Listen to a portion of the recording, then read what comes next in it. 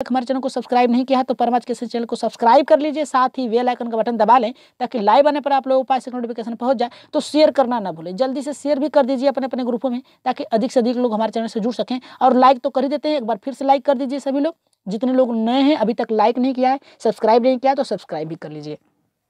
देखिए गणित में क्या होता है, आप लोग जितना पढ़ाया जा रहा है बस उतना ही कॉन्सेप्ट बनाकर एकदम पढ़ लीजिए, ठीक है। क्या है कि जितना अभ्यास करेंगे आप लोग उतने ही अच्छे से नंबर ला सकते हैं। तो आपका स्कोर जो होना चाहिए 120+ होना चाहिए सीटेट में, क्योंकि कितना भी अगर कम आएगा तो 100 के ऊपर ही आप लोग अपना कर सकते हैं। तो चलिए देखते हैं यहाँ पे पहला प्रश्न क्या कर रहा है। जी पहला प्रश्न यहाँ पे देखते हैं क्या कर रहा है।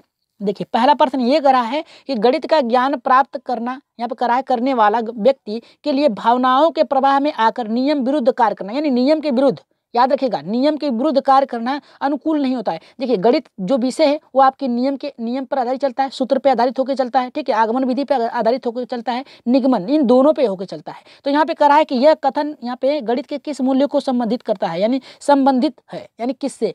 अगर नियम से चल रहा है तो अनुशासन में होगा। तो यहाँ पे देखिए बौद्धिक तो हो नहीं सकता क्योंकि यहाँ पे तार्किक चिंतन पूछा नहीं है, यहाँ पे पूछा है कि उसकी भावनाओं को पूछा है। तो भावनाएं जो आपकी होंगी आपके कार्य के अनुसार नहीं चलेगा, आपको जो सिखा रहा है उसके अनुसार चलेगा। तो बौद्धिक तो हो नहीं सकता, सांस्कृतिक भी नहीं हो सकता, सामाजिक भी नहीं हो सकता। यहाँ पे अनुशासन संबंधित मूल्य होगा। राइट आंसर यहाँ पे जाएगा, किसके साथ जाएगा, चौथे के साथ जाएगा। राइट आंसर होगा हमारा यहाँ पे चौथा, पहला यहाँ पे नहीं होगा, बौद्धिक मूल्य नहीं होगा क्योंकि यहाँ पे पूछा है अनुकूलन और नहीं होता है, नहीं होता है। लेकिन यह गणित के किस मूल्य से संबंधित होता है, तो अनुशासन से संबंधित होता है, क्योंकि यहाँ पे भावनाएं पूछा है, आपके बौद्धिक तर्क शक्ति नहीं पूछा है। अगर तर्क शक्ति विचार करने पे पूछता तो यहाँ पे बौद्धिक मूल्यों पे जाता, लेकिन यहाँ पे जाएगा किसके साथ जाएगा, अनुशासन संबंधित मूल्य पे। आगे बढ़ते हैं यहाँ पे दूसरे प्रश्न पे देखते हैं। दूसरा क्या करा है, दूसरा भी प्रश्न बहुत ही अच्छा है।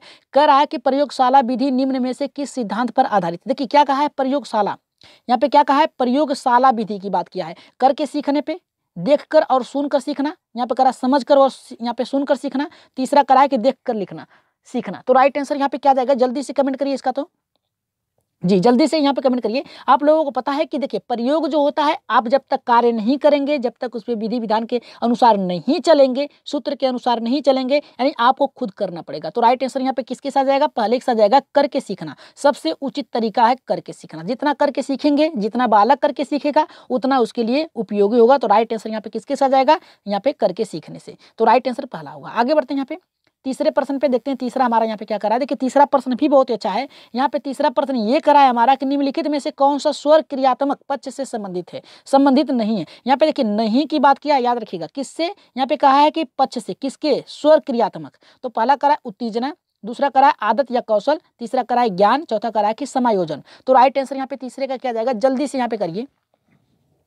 जी राइट आंसर, देखिए जब आप क्रियात्मक पक्ष से संबंधित पूछा है तो क्रियात्मक यहाँ पे जो जाएगा करके उत्तेजना रहेगी तभी करेंगे, कौशल रहेगा, आदत रहेगा तभी करेंगे, समायोजन किसमें आप ढालना प्रयास करें, लेकिन ज्ञान जो होगा यहाँ पे नहीं होगा। यहाँ पे क्रियात्मक, स्वर क्रियात्मक यानी बोलने में, आप बोलने में क्या किसी का सोच विचार के बोलेंगे क्या, तुरंत किसी से बोलेंगे तो तुरंत ही आप अपने भाव के अनुसार बोल देंगे। यहाँ पे ज्ञान के अनुसार नहीं, ज्ञान के अनुसार जो होता है आप अच्छे यानी उचित समय पे उचित व्यक्ति के लिए उचित शब्द का प्रयोग करना जल्दी कठिन होता है, ठीक है। तो राइट आंसर यहाँ पे क्या जाएगा, तीसरे के साथ जाएगा। आगे बढ़ते हैं यहाँ पे चौथे प्रश्न पे देखते हैं। चौथा क्या करा, जी हाँ इसका तीसरा ही होगा, याद रखिएगा उत्तेजना, और यहाँ पे आदत कौशल नहीं होगा, ना ही समायोजन होगा। इसका राइट आंसर जाएगा तीसरे के साथ ही जाएगा।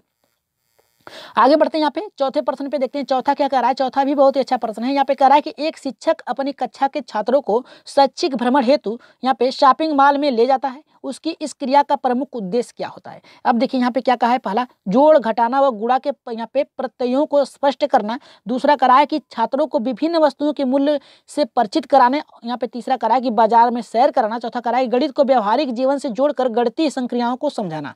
तो राइट आंसर यहाँ पे क्या जाएगा, जल्दी से यहाँ पे कमेंट करिए इसका। तो यहाँ पे देखिए जोड़ घटाना गुणा भाग प्रत्ययों को स्पष्ट करना, इसे तो बालक को विद्यालय में भी कर सकता है, अनेक शिक्षण विधियों के द्वारा देखिए किस तरीके से पढ़ा सकता है। 2 तिल्लियां ले सकता है माचिस का, फिर इसके बाद 2 और ले सकता है, कहेगा इसे जोड़िए कितना हुआ, कहेगा 4 होगा, बालक 4 तिल्लियां कर देगा। अगर वही अगर कहेगा घटाना या कह देगा 3 में से, बालक को कहेगा 3 सेव है, ठीक है, 3 सेव में से 2 घटा दीजिए, 2 सेव हमने खा लिया तो बचा कितना, तो कहेगा 1। यानी ये क्रियाकलाप तो आप विद्यालय में भी कर सकते हैं, तो ये तो गलत हो गया। करा छात्रों को यहाँ पे करा विभिन्न वस्तुओं के मूल्यों से परिचित कराना, देखिए मूल्यों के परिचित कराना नहीं होता है, ये गलत होगा, ठीक है। यहाँ पे बाजार में सैर कराना भी नहीं होगा, उसके व्यवहारिक जीवन से जोड़कर गणितीय संक्रियाओं को समझाना। तो राइट आंसर किसके साथ जाएगा, चौथे के साथ जाएगा। आगे बढ़ते हैं यहाँ पे 5वें प्रश्न पे देखिए, कल की क्लास जो 7 बजे की थी वो क्रैश हो गई थी, इसीलिए वो वीडियो वहाँ से हट गया था। ठीक है, हमने नहीं बंद किया था, वो बंद हो गया था, मतलब नेटवर्क प्रॉब्लम हो गई थी, इसीलिए क्रैश हो गया था बीच में। तो यहाँ पे देखिए, यहाँ पे हमारा क्या कर रहा है, पाँचवा ये कर रहा है कि पाठ्यक्रम निर्माण की सर्वोत्तम उपयुक्त विधि है। क्या कर रहा है हमारा यहाँ पे, प्रकरण विधि। दूसरा कर रहा है चक्र, यहाँ पे कर रहा है चक्राकार या कुंतल विधि। और यहाँ पे तीसरा करा है कि ए और यहाँ पे बी और सी दोनों, और यहाँ पे करा है कि इनमें से कोई नहीं। तो जल्दी से कमेंट करिए। तो इसका 5वें का राइट आंसर क्या जाएगा, यहाँ पे करा है कि पाठ्यक्रम का निर्माण करने में सर्वोत्तम विधि है। तो यहाँ पे करा है प्रकरण विधि, यानी प्रकरण, यानी प्रकरण को आप विधि के द्वारा कैसे जोड़ सकते हैं पाठ में, ये तो नहीं होगा इसका। अगर ये नहीं होगा तो तीसरा भी हमारा कट गया। तो अब बचेगा कौन, चौथा। यहाँ पे करा कि चक्राकार वो कुंतल विधि। ठीक है, राइट आंसर किसके साथ जाएगा, यहाँ पे दूसरे के साथ जाएगा। ठीक है, ए और यहाँ पे बी और सी नहीं होगा। ठीक है, तो यहाँ पे देखिए क्या कहा है, एक बार इसे देख लीजिए, क्यों नहीं होगा यहाँ पे दूसरा। यहाँ पे देखिए, अगर ए होता तो इसको मान सकते थे, लेकिन यहाँ पे बी और सी दिया है। ठीक है, तो बी तो यही है, लेकिन सी में तो दोनों दे दिया है, तो ये तो हो नहीं सकता। तो राइट आंसर क्या आ जाएगा हमारा, यहाँ पे दूसरे के साथ जाएगा। आगे बढ़ते हैं यहाँ पे छठे प्रश्न पे देखते हैं। छठा क्या करा है, छठा भी बहुत ही अच्छा प्रश्न है। यहाँ पे देखिए छठा ये करा है हमारा कि पाठ्यक्रम निर्माण में अधिगम अनुभवों का चयन करते समय निम्नलिखित में से किस बात का ध्यान रखना चाहिए। तो यहाँ पे देखिए क्या करा है, पहला कि अधिगम अनुभव व्यवहारिक होने चाहिए। दूसरा करा कि वे उपयुक्त तथा प्रभावी होने चाहिए। और यहाँ पे तीसरा हमारा करा कि वे विषय वस्तु क्षेत्र के लिए उपयुक्त होने चाहिए। और यहाँ पे चौथा करा है कि उपयुक्त सभी। तो राइट आंसर यहाँ पे क्या जाएगा, जल्दी से यहाँ कमेंट करिए जी। छठे का राइट आंसर क्या होगा, जल्दी से कमेंट करिए। और जो लोग नए हैं अभी तक यहाँ पे सब्सक्राइब नहीं किया तो सब्सक्राइब के साथ साथ लाइक भी कर दीजिए, जल्दी से लाइक कर दीजिए सभी लोग। और यहाँ पे देखिए इसका क्या कहा है, यहाँ पे प्रक्रम के निर्माण, यानी जो प्रकरण है उसका निर्माण करते समय अधिगम जो अनुभव, जो आपका अनुभव पिछले का है, पूर्व ज्ञान का है, ठीक है, उसका चयन करते समय निम्नलिखित में से किस बात पर ध्यान देंगे। करा कि अधिगम अनुभव यहाँ पे व्यवहारिक होने चाहिए। दूसरा करा है हमारा कि वे उपयुक्त तथा प्रभावी होने चाहिए। और यहाँ पे तीसरा करा है कि वे विषय वस्तु क्षेत्र या उपयुक्त होने चाहिए। यहाँ पे देखिए क्या कहा है कि क्षेत्र के लिए होना चाहिए, क्षेत्र के लिए नहीं, बालकों के लिए होना चाहिए। तो ये तो तीसरा हमारा कट गया। तो अगर हमारा तीसरा कटा तो चौथा भी कट गया, बचा कौन हमारा यहाँ पे पहला दूसरा। तो यहाँ पे देखिए क्या कहा है कि अधिगम अनुभव व्यवहारिक होने चाहिए। और यहाँ पे कहा है कि उपयुक्त तथा प्रभावी होने चाहिए। ठीक है, अगर यहाँ पे व्यवहारिक हो रहा है, ठीक है, अधिगम व्यवहारिक होने चाहिए, लेकिन यहाँ पे प्रभावी तो होने भी चाहिए, उपयुक्त तथा प्रभावी होने चाहिए, मतलब बालकों के लिए अच्छे होने चाहिए। तो राइट आंसर यहाँ पे पहले पे ना जाकर दूसरे के साथ जाएगा। क्यों दूसरे के साथ जाएगा, यहाँ पे देखिए क्या कहा है, पाठ्यक्रम निर्माण के लिए अधिगम अनुभवों का चयन करना है, न कि आपके अधिगम अनुभव को व्यवहारित करना है। यहाँ पे चयन करना है तो उपयुक्त प्रभावी होने चाहिए, जिसका भी चयन करेंगे कि बालक उससे सीख सके। तो राइट आंसर यहाँ पे पहले के साथ जाएगा, दूसरे के साथ जाएगा। ठीक है, यहाँ पे पहला नहीं होगा। आगे बढ़ते हैं यहाँ पे 7वें प्रश्न पे। देखिए 7वां प्रश्न क्या कर रहा है, बहुत ही अच्छा प्रश्न है 7वां का, कि एक विद्यार्थी आधा भरे गिलास में पानी की मात्रा को उस गिलास का आयतन बताता है। इसका अर्थ है कि, क्या अर्थ है जरा देख लीजिए। कह रहा है कि उसे आयतन की अवधारणा का पूर्ण ज्ञान है। पूर्ण ज्ञान अगर होता तो बताता कैसे। दूसरा कह रहा है कि उसे आयतन की अवधारणा स्पष्ट नहीं है। और तीसरा कह रहा है वो आयतन की माप आसानी से कर सकता, अगर कर सकता तो बता देता। यहाँ पे चौथा कह रहा है कि वह आयतन की माप नहीं कर सकता। तो ये नहीं होगा, हमारा राइट आंसर जाएगा यहाँ पे किसके साथ जाएगा, उसे आयतन की अवधारणा स्पष्ट नहीं, यानी उसके बारे में उसे पता नहीं है, इसीलिए बता रहा है। तो राइट आंसर क्या जाएगा यहाँ पे हमारा, दूसरे के साथ जाएगा। किसके साथ जाएगा, यहाँ पे दूसरे के साथ जाएगा। आपके कमेंट देखते हैं इसके जी। देखिए इसका राइट आंसर जाएगा दूसरे के साथ जाएगा। ठीक है, आगे बढ़ते हैं यहाँ पे 8वें प्रश्न पे देखते हैं। 8वां यहाँ पे क्या करा है, देखिए 8 का प्रश्न हमारा यहाँ पे ये करा है कि सर्वाधिक प्रभावशाली शिक्षण सामग्री है। सर्वाधिक यहाँ पे प्रभावशाली शिक्षण है, क्या करा है, अपेक्षित। दूसरा करा है कि प्रत्यक्ष अनुभव। तीसरा करा है कि यहाँ पे प्रक्षेपित। तीसरा करा है कि केवल। यहाँ पे करा है शब्द उच्चारण। अब देखिए यहाँ पे क्या कहा है, केवल शब्द लिया दिया है, तो इसे काट दीजिए। बचा हमारा क्या, 3 बचा है, पहला बचा, दूसरा, तीसरा। देखिए सर्वाधिक प्रभावशाली क्या होगी, जिसमें बालक देखेगा, देख के अनुभव प्राप्त करेगा, उसका ज्ञान अस्थायी होगा। तो राइट आंसर किसके साथ जाएगा, यहाँ पे दूसरे के साथ जाएगा। ठीक है, राइट आंसर हम होगा हमारे यहाँ पे दूसरे के साथ जाएगा। आगे बढ़ते हैं यहाँ पे 9वें प्रश्न पे देखते हैं। 9वां हमारा यहाँ पे क्या करा, देखिए 9वां भी बहुत ही अच्छा प्रश्न है। 9वां ये करा कि गणित की पाठ्य पुस्तक में विषय वस्तु का यहाँ पे संगठन होना चाहिए। यहाँ पे क्या कहा है, देखिए यहाँ पे पाठ्य पुस्तक में विषय वस्तु का संगठन यानी जोड़ना होना चाहिए। कैसा, यहाँ पे कहा है कि छात्रों के अनुसार, अध्यापक के अनुसार, पाठ्यक्रम के अनुसार, उपयुक्त सभी। तो राइट आंसर यहाँ पे 9वें का क्या जाएगा, जल्दी से बताइए। यहाँ पे देखिए यहाँ पे छात्रों, यहाँ पे अध्यापक के अनुसार तो नहीं होगा, तो चौथा हमारा कट गया। अब बचा क्या हमारा, यहाँ पे क्या बचा, पहला और यहाँ पे तीसरा बचा। तो पहले और तीसरे में से कौन सा राइट जाएगा? देखिए छात्रों के अनुसार यहाँ पे क्या कहा है, गणित का पाठ्य पुस्तक विषय वस्तु संगठन होना चाहिए। कैसा होना चाहिए? पाठ्यक्रम के अनुसार होना चाहिए। जैसी पाठ्यक्रम या जैसी शिक्षण विधियां हो वैसी होनी चाहिए। यहाँ पे पाठ्यक्रम का मतलब समझ रहे हैं आप क्या है? यहाँ पे शिक्षण विधियों से, किससे? शिक्षण विधियों से यहाँ पे। तो अब बालक तो कट गया, बालक के अनुसार तो हो नहीं सकता। शिक्षण विधियां बालक के अनुसार होनी चाहिए, पाठ्यक्रम के अनुसार होनी चाहिए। यानी जो आप पढ़ाने का आपका क्रम है वो बालक के अनुसार होना चाहिए, ठीक है। लेकिन यहाँ पे संगठन करना चाहिए, जोड़ना चाहिए। कैसा होना चाहिए? शिक्षण विधियों के पाठ्यक्रम के अनुसार होना चाहिए, ठीक है। तो यहाँ पे पाठ्यक्रम का मतलब हो गया शिक्षण विधियों से, ठीक है। तो राइट आंसर यहाँ पे जाएगा किसके साथ जाएगा? तीसरे। यहाँ पे देखिए ऐसे ही प्रश्न फंसा देता है, ठीक है। तो राइट आंसर यहाँ पे जाएगा तीसरे के साथ जाएगा। यहाँ पे छात्रों के अनुसार नहीं होना चाहिए। देखिए कोई भी पुस्तक जो होती है वो छात्रों के अनुसार नहीं, रुचि के अनुसार, उनके छात्रों की रुचि के अनुसार होती है, ठीक है। पाठ्यक्रम जो होता है शिक्षण विधियों के अनुसार होता है, ठीक है। शिक्षण विधियों के अनुसार पाठ्यक्रम होता है। तो राइट आंसर किसके साथ जाएगा? तीसरे के साथ जाएगा। अब 10वें प्रश्न पे आगे बढ़ते हैं। 10वां देखते हैं कितने लोगों का सही होता है। देखिए असमंजस नहीं होना चाहिए किसी भी प्रश्न पे, ठीक है। कह रहा है कि मूल्यांकन प्रविधियों का चयन करना मूल्यांकन प्रक्रिया का कौन सा सोपान है? तो यहाँ पे देखिए क्या कह रहा है, पहला, दूसरा, तीसरा, चौथा। तो राइट आंसर यहाँ पे क्या जाएगा? जल्दी से बताइए। यहाँ पे मूल्यांकन या मूल्यांकन प्रविधियों का चयन करना मूल्यांकन के कौन से सोपान के अंतर्गत आता है? जी राइट आंसर जाएगा तीसरे के साथ जाएगा। राइट आंसर कौन सा होगा? तीसरा होगा, ठीक है। आगे बढ़ते हैं। यहाँ पे 11वें प्रश्न पे देखते हैं 11 का क्या करा है। 11 का हमारा ये करा है कि निम्नलिखित में से कौन सा साक्षात्कार का प्रकार नहीं है। यानी साक्षात्कार यानी जो प्रश्न पूछते हैं बालक से मौखिक ज्ञान का प्रत्यक्ष रूप से पूछते हैं, मतलब प्रत्यक्ष रूप का मतलब ही हो गया साक्षात यानी आमने सामने, ठीक है। तो कौन सा नहीं है? पहला करा है कि अनुसंधान साक्षात्कार, यहाँ पे दूसरा करा व्यक्तिगत साक्षात्कार, तीसरा करा सर्वेक्षण, चौथा करा कि स्वयं साक्षात्कार। तो राइट आंसर यहाँ पे क्या जाएगा? जी राइट आंसर यहाँ पे देखिए सर्वेक्षण जो होगा आप खुद से करेंगे, ठीक है।